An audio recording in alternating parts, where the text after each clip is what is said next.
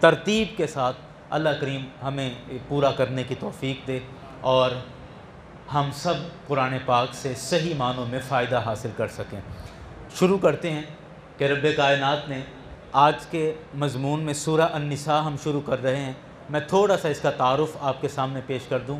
کہ سورہ النساء کے اندر سب سے زیادہ خواتین کے متعلق مسائل بیان ہوئے ہیں، وراثت کے متعلق مسائل بیان ہوئے ہیں، جائیداد کے تقسیم اور خواتین کے حصے کے حوالے سے بیان ہوا، اور سورہ النساء کے اندر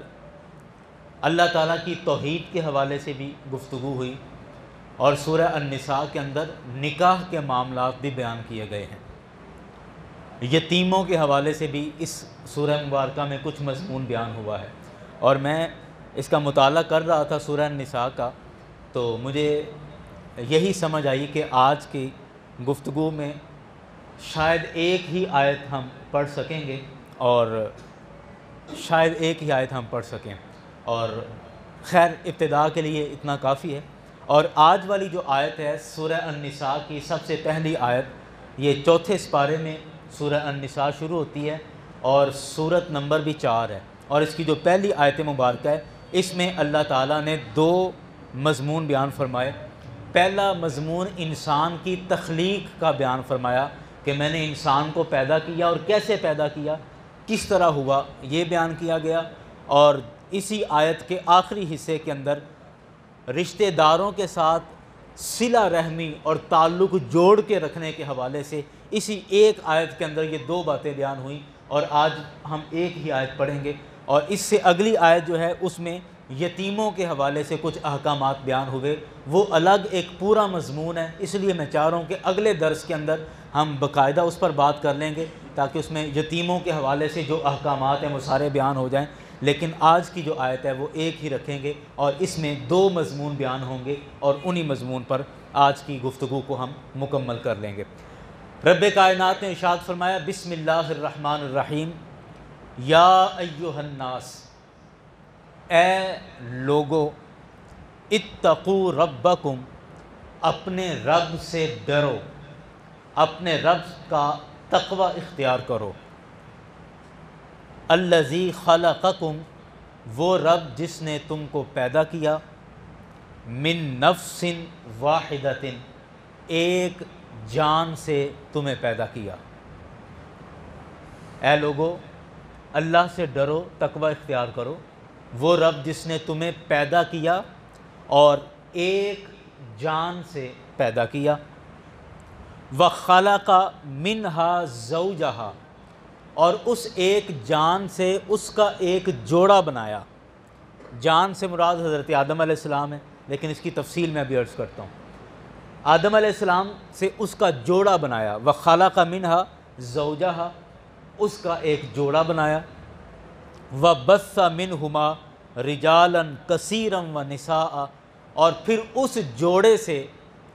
اللہ نے زمین کے اندر بہت سارے مرد اور عورتوں کو پیدا فرمایا۔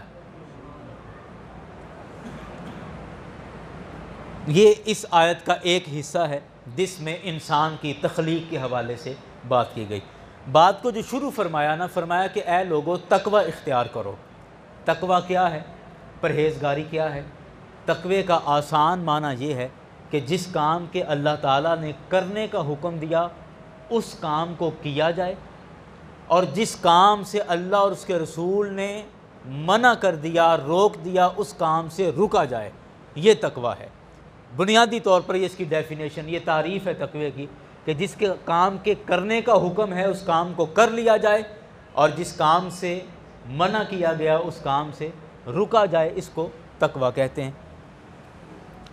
اب تقوی کی وجہ،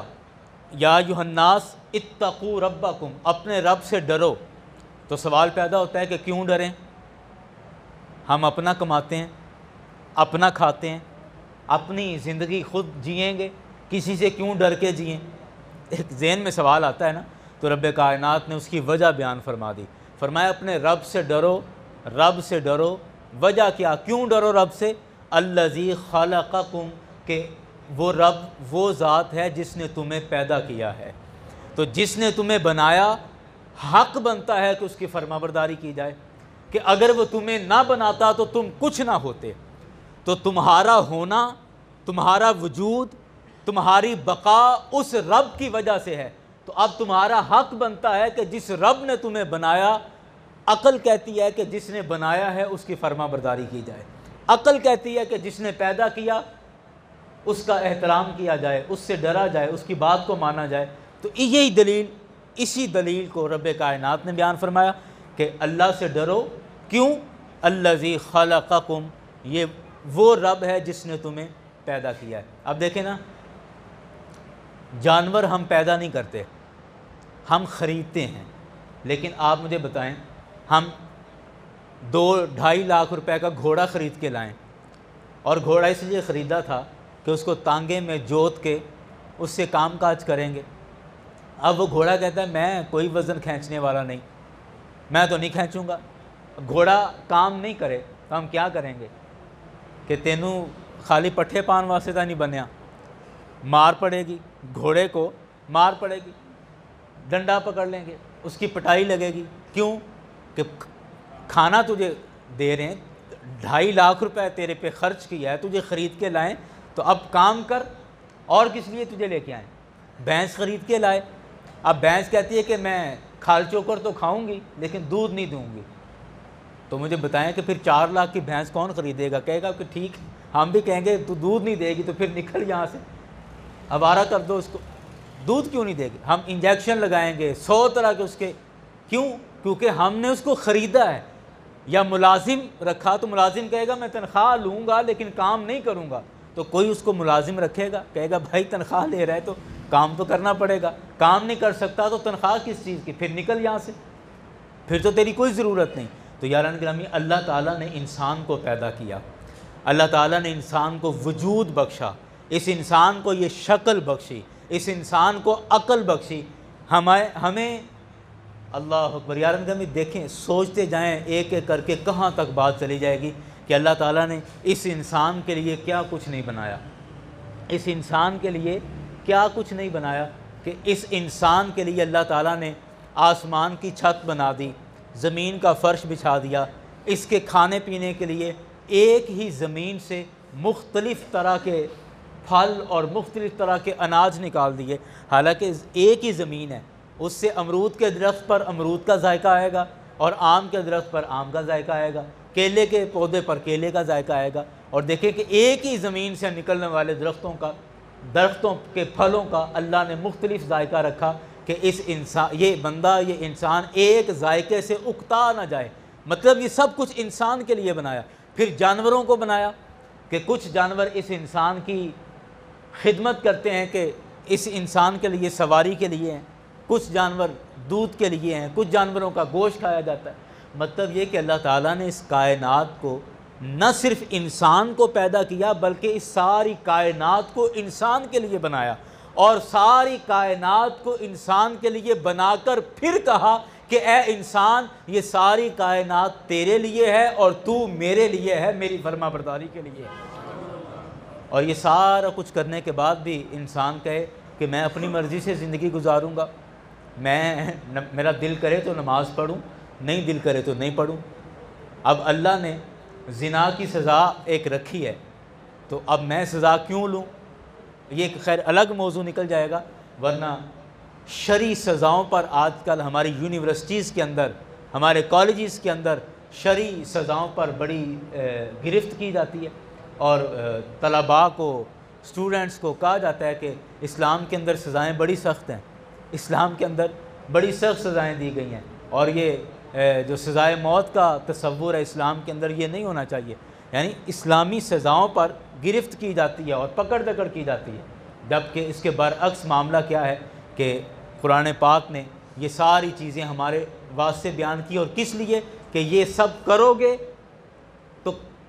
فلاح پا جاؤ گے، دنیا کے اندر بھی اور آخرت کے اندر بھی۔ میں بات کو اور طرف نہ نکل جائے، میں پھر عرض کرتا ہوں، یا ایھا الناس، اے لوگو، اتقوا ربکم، اپنے رب سے ڈرو،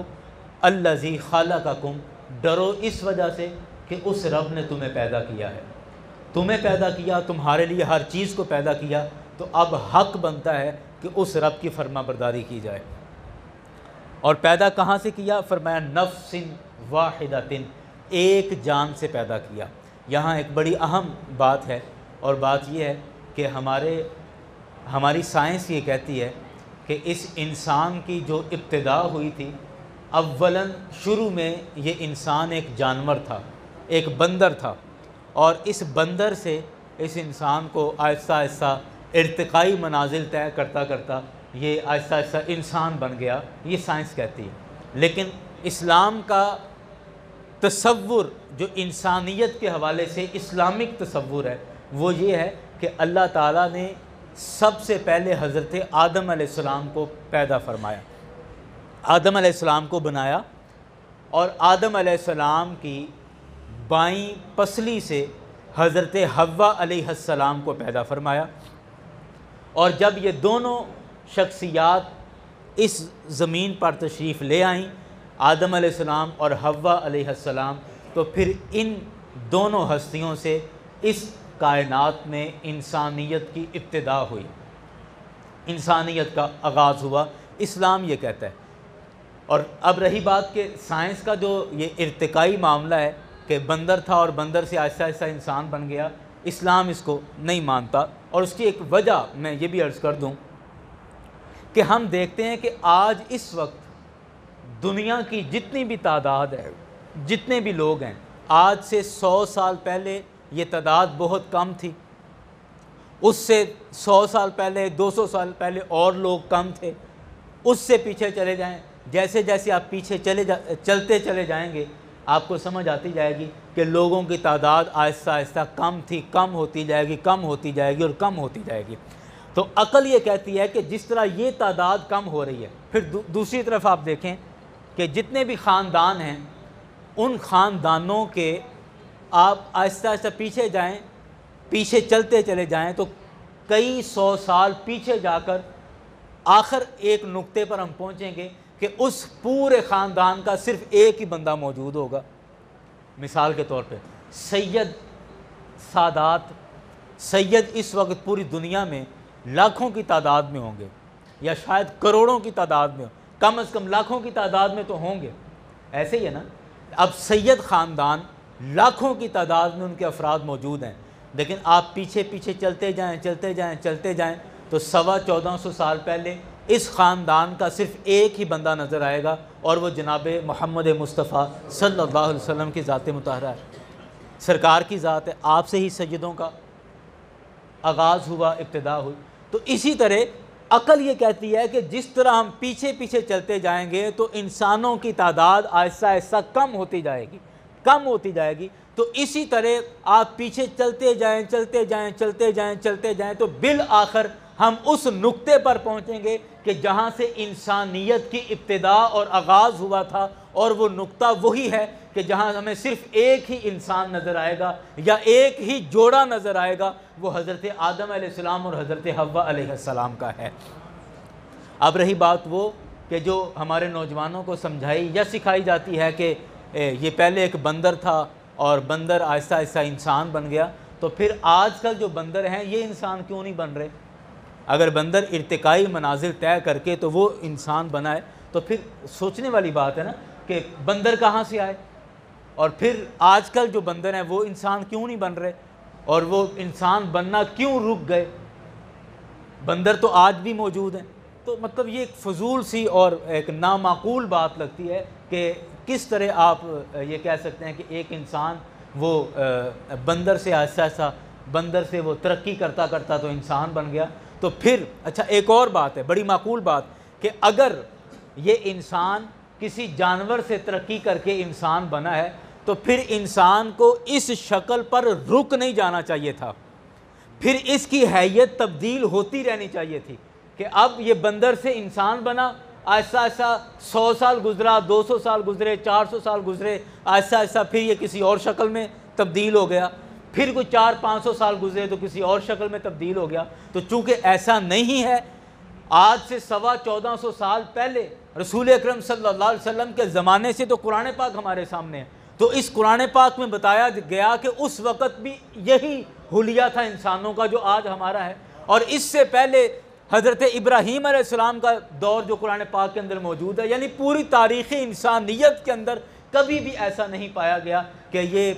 یہاں سے انسانوں کی ابتدا ہوئی یا فلاں جانور سے ہوئی. تو یہ انسانی شکل کئی ہزار سال سے اسی شکل کے اندر انسان آ رہے ہیں. تو اسی وجہ سے حتمی اور آخری فیصلہ وہی ہے جو قرآن نے کر دیا. اور قرآن کیا کہتا ہے کہ الذی خلقکم من نفس واحدۃ وخلق منہا زوجہا، کہ سب سے پہلے اللہ نے اس انسان کو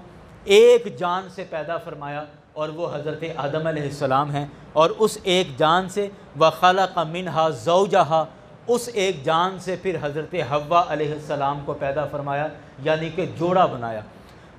حضرت حوا علیہ السلام کی پیدائش حضرت آدم علیہ السلام کی بائیں پسلی سے کی گئی. یہی وجہ ہے کہ خیر یہ ایک الگ مضمون ہو جائے گا، لیکن میں بات کو بس اب سمیٹنے کی طرف آتا ہوں کہ اللہ تعالیٰ نے انسان کو ایک جوڑے سے پیدا فرمایا. وَبَثَّ مِنْهُمَا رِجَالًا كَثِيرًا وَنِسَاءً، اور پھر اس جوڑے سے اللہ نے اس روئے زمین پر انسانوں کو پھیلا دیا. رِجَالًا كَثِيرًا وَنِسَاءً، مرد بھی پھیل گئے، عورتیں بھی پیدا ہوئیں، مرد بھی پیدا ہوئے، اور آہستہ آہستہ انسانیت کی ابتدا اور انسانیت کا آغاز ہو گیا. اب آئیں کہ جب انسان ایک سے زیادہ ہو گئے، انسانوں کی تعداد زیادہ ہو گئی، تو اب ضروری تھا کہ انسانوں کو ایک دوسرے کے ساتھ جوڑا جاتا، ان کے تعلق بنائے جاتے، ان کے رشتے بنائے جاتے. ایک کو کسی کو باپ بنایا جاتا، کسی کو ماں بنایا جاتا، کوئی بیٹا ہوتا، کوئی بیٹی ہوتی، کوئی بھائی ہوتا، کوئی بہن ہوتی، کوئی اس طرح کر کے ضروری تھا نا. جیسے جیسے انسان بڑھتے گئے، آغاز ہوتا گیا، تعداد بڑھتی گئی، تو انسانوں کا آپس میں رشتہ بنتا گیا. اور آج ہم دیکھ رہے ہیں کہ انسانوں کے آپس میں کئی طرح کے رشتے ہیں. باپ کا رشتہ ہے، ماں کا رشتہ ہے، بہن کا، بھائی کا، بیٹے کا، بیٹی کا، دادا دادی، کتنے بے شمار ہمارے ایک دوسرے کے ساتھ رشتے ہیں. دوست ہونے کا رشتہ، ہمسائیگی کا رشتہ، کئی تعلق ہمارے بن گئے ہیں. تو قرآن پاک نے اسی وجہ سے انسانیت کی پیدائش اور پیدائش کے بعد اس کے پھیل جانے کے بعد فرمایا کہ اب ضرورت کیا ہے؟ واتقوا اللہ، اللہ سے ڈرو، الذی تساءلون بہ والارحام، کہ وہ رب کہ جس سے تم سوال کرتے ہو اس رب سے ڈرو، اور جس رب نے تمہیں رشتوں کے جوڑنے کا حکم دیا ہے. اب تھوڑا سا مضمون بدل جائے گا اور آیت بھی مکمل ہو جائے گی. وہ مضمون کیا ہے کہ انسان ایک تھا،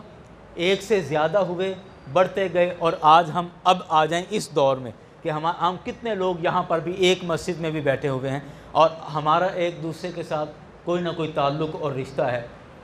کم از کم ہمارا اسلام کا رشتہ تو ہے ہی ایک دوسرے کے ساتھ، مسلمان ہونے کا رشتہ تو ہے ہی. تو رب کائنات نے دوسرا جو حکم فرمایا،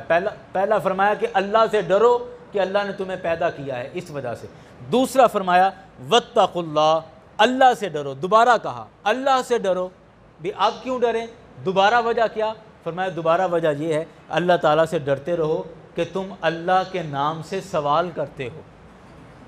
ایک، اور دوسرا کہ تم اللہ کے نام پر تمہارے رشتے موجود ہیں. صلہ رحمی، ایک رشتے کے ساتھ دوسرے رشتے کو نبھانا اور تعلق قائم رکھنا. ان اللہ کان علیکم رقیبا، بے شک اللہ تعالیٰ جو ہے تم پر نگہبان ہے. یاران گرامی، صلہ رحمی قرآن پاک نے اس کے بعد بیان فرمائی. سب سے پہلے فرمایا کہ اب یہ رشتے بنے، اور رشتے کے بعد فرمایا کہ اب ان رشتوں کو ایک دوسرے کے ساتھ جوڑ کے رکھنا ہے. اللہ کریم نے قرآن پاک میں ایک اور جگہ پر اسی مضمون کے حوالے سے سورہ البقرہ میں ارشاد فرمایا کہ الذین ینقضون عہد اللہ من بعد میثاقہ ویقطعون ما امر اللہ ان یوصل بہ ویفسدون فی الارض. مطلب اس کا کیا ہے؟ اللہ نے فرمایا کہ وہ لوگ الذین ینقضون عہد اللہ، وہ لوگ جو اللہ کے وعدے کو توڑتے ہیں، اللہ کے ساتھ کیا ہوا وعدہ توڑ دیتے ہیں. من بعد میثاقہ، اس وعدے کو پکا کرنے کے بعد، پکا وعدہ اللہ سے کر لیا اور پھر اس وعدے کو توڑ دیا. اور کیا ہے؟ دوسری بات فرمائی کہ وَيَقْطَعُونَ مَا أَمَرَ اللَّهُ أَن يُوصَلَ بِهِ، اور وہ کاٹتے ہیں، توڑ دیتے ہیں ان رشتوں کو جن کو اللہ نے جوڑنے کا حکم دیا ہے۔ جن رشتوں کو اللہ نے جوڑنے کا حکم دیا وہ لوگ ان رشتوں کو توڑ دیتے ہیں، کاٹ دیتے ہیں، قطع رحمی کرتے ہیں۔ فرمایا ما امر اللہ بہ ویفسدون فی الارض، اور زمین میں فساد برپا کرتے ہیں، یعنی رشتوں کو توڑنے سے زمین میں فساد برپا ہوتا ہے۔ یاران گرامی، صلہ رحمی، ایک دوسرے کے ساتھ رشتہ جوڑ کے رکھنا اتنا اہم ہے کہ اللہ کریم نے قرآن پاک کے اندر 20 جگہوں پر اس کا بیان فرمایا، اور احادیث کے اندر کئی مقامات پر صلہ رحمی کے حوالے سے رسول اکرم صلی اللہ علیہ وسلم نے احکامات بیان فرمائے۔ رسول اکرم صلی اللہ علیہ وسلم نے ایک مقام پر ارشاد فرمایا کہ جو بندہ یہ چاہتا ہے کہ اس کے رزق میں اضافہ کر دیا جائے، اسے چاہیے کہ وہ غریبوں کے ساتھ تعاون کرے۔ جو آدمی چاہتا ہے کہ میرے رزق میں اضافہ ہو، اسے چاہیے کہ غرباء کے ساتھ تعاون رکھے، اور جو آدمی چاہتا ہے کہ میری عمر میں اضافہ کر دیا جائے، میری عمر دراز کر دی جائے، فرمایا کہ اسے چاہیے کہ رشتہ داروں کے ساتھ نبھا کر رکھے۔ یہ حدیث شریف ہے کہ اگر اپنے رزق میں اضافہ چاہتے ہو تو کیا فرمایا کہ پھر غریبوں کے ساتھ تعاون رکھو، اور اگر اپنی عمر میں اضافہ چاہتے ہو تو میرے کریم آقا نے فرمایا کہ اس کا بہترین طریقہ ہے کہ پھر تم اپنے رشتہ داروں کے ساتھ بنا کر رکھو۔ صلہ رحمی کی یہ رکھو کہ صلہ رحمی سے تمہاری عمر دراز ہوتی ہے، عمر میں اضافہ ہوتا ہے۔ رسول اکرم صلی اللہ علیہ وسلم نے ارشاد فرمایا کہ کل قیامت کے دن جو آدمی صلہ رحمی کرتا ہے، اپنے رشتہ داروں کے ساتھ نبھا کر رکھتا ہے، رشتے محفوظ رکھتا ہے، رشتہ داروں کے ساتھ بنا کر رکھتا ہے، ان کے ساتھ تعلق اپنا مضبوط رکھتا ہے، تو میرے کریم آقا نے فرمایا کہ کل قیامت کے دن اللہ تعالیٰ اپنے عرش کا سایہ اس بندے کو عطا فرمائے گا، اور اس وقت جب کہ اللہ کے عرش کے سائے کے علاوہ اور کوئی سایہ نہیں ہوگا، صرف عرش الہی کا سایہ ہوگا، اور وہ اس بندے کو نصیب ہوگا کہ جس نے صلہ رحمی کی ہے، یعنی کہ رشتہ داروں کے ساتھ نبھا کر رکھی ہے۔ اب آپ دیکھیں کہ زندگی کا لمبا ہونا، زندگی دراز ہو، عمر دراز ہونا، یہ فائدہ دنیا کے اندر ہے، اور عرش الہی کا سایہ ملنا یہ فائدہ آخرت کے اندر ہے۔ تو مطلب کیا؟ رشتہ داروں کے ساتھ نبھا کر رکھنے میں دنیا میں بھی فائدہ ہے اور آخرت کا بھی فائدہ ہے۔ دنیا میں فائدہ یہ ہے کہ اللہ تعالیٰ عمر لمبی کر دیتا ہے، عمر دراز فرماتا ہے، اور آخرت میں فائدہ یہ ہے کہ اللہ کے عرش کا سایہ نصیب ہوگا۔ رسول پاک صلی اللہ علیہ وسلم اس قدر صلہ رحمی فرمایا کرتے تھے کہ بعض دفعہ آپ کی والدہ حضرت سیدہ آمنہ رضی اللہ عنہا، حضرت سیدہ آمنہ کی سہیلیاں جب کبھی سرکار کے گھر تشریف لاتی تو میرے کریم آقا ان کی اتنی خدمت کیا کرتے تھے، اتنی خدمت کیا کرتے تھے کہ جیسے اپنی ماں کی خدمت کی جاتی ہے، اور ان کو تحائف دیتے تھے، کچھ چیزیں ان کے ساتھ بھیج دیتے، ان کے کچھ ساز و سامان یا کوئی کھانے پینے کی چیزیں یا تحائف وغیرہ ان کو پیش کرتے۔ تو آپ سے پوچھا گیا کہ آپ ان خواتین کے ساتھ اتنا تعلق کیوں رکھتے ہیں اور اتنا احترام ان کا کیوں کرتے ہیں؟ میرے کریم آقا صلی اللہ علیہ وسلم نے ارشاد فرمایا، یہ میری ماں کی سہیلیاں ہیں، یہ میری ماں کی، میری والدہ کی سہیلیاں ہیں، تو میں ان کے ساتھ صلہ رحمی کرتا ہوں کہ ان کا تعلق میری ماں کے ساتھ تھا، میری والدہ کے ساتھ تھا، تو میں بھی ان کے ساتھ اپنا تعلق جوڑ کے رکھتا ہوں کہ یہ ان سہیلیوں کو، ماں کی سہیلیوں کو اب میں ماں کی جگہ پر اور ماں کے درجے پر رکھتا ہوں۔ تو سرکار علیہ الصلوۃ والسلام اس قدر صلہ رحمی فرمایا کرتے تھے کہ آپ نے ایک موقع پر ارشاد فرمایا کہ ایک بندہ مومن کو کبھی یہ جچتا نہیں کہ وہ 3 دن سے زیادہ کسی کے ساتھ تعلق ختم کیے رکھے۔ ایک مومن کے لیے جائز نہیں کہ 3 دن سے زیادہ کسی سے تعلق ختم کرے۔ اب یاران گرامی، صلہ رحمی کے حوالے سے دنیا کے اندر بھی فوائد ہیں اور آخرت کے اندر بھی فوائد ہیں۔ تو آج کی پوری گفتگو میں میرے خیال اتنا کافی ہے، اور میں سمجھ رہا ہوں کہ آج کی ساری گفتگو میں 2 باتیں بنیادی طور پر بیان ہوئیں، اور میں یہاں ایک بات قرآن پاک کے اس مفہوم سے ہٹ کے کرنے لگا ہوں کہ جب ہم عام روٹین کی تقریریں سنتے ہیں نا، تو ان تقریروں کے اندر صرف لچکدار اور لچھے دار باتیں اور کراری چٹپٹی باتیں ہوتی ہیں، اس میں خطیب صاحب بھی پورا گرم اور جوش میں پرجوش ہوتے ہیں، اور عوام جو سامعین ہیں، سننے والے بھی پورے ایکٹیو ہو کے بیٹھتے ہیں۔ لیکن اب یہ چونکہ قرآن پاک ہے تو قرآن پاک کے اندر ہر طرح کی باتیں موجود ہیں، اور ہم نے ترتیب کے ساتھ پڑھنا ہے۔ اس میں اچھی لگنے والی باتیں، میٹھی لگنے والی باتیں بھی آئیں گی، اور کڑوی باتیں بھی آئیں گی، اس میں خشک مضمون بھی آئیں گے، اور